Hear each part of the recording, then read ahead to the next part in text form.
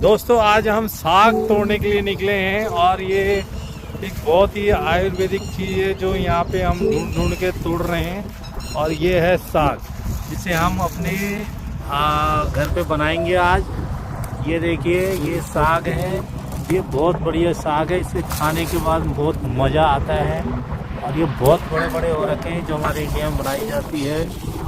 और ये देखिए, और हमने आज घर पे यही बनाना है और 1 किलो के करीब हमने तोड़ लेना है। ये देखिए हमने करीब 1 किलो तोड़ा है। हाँ, और ये हम तोड़ के घर पे आएंगे।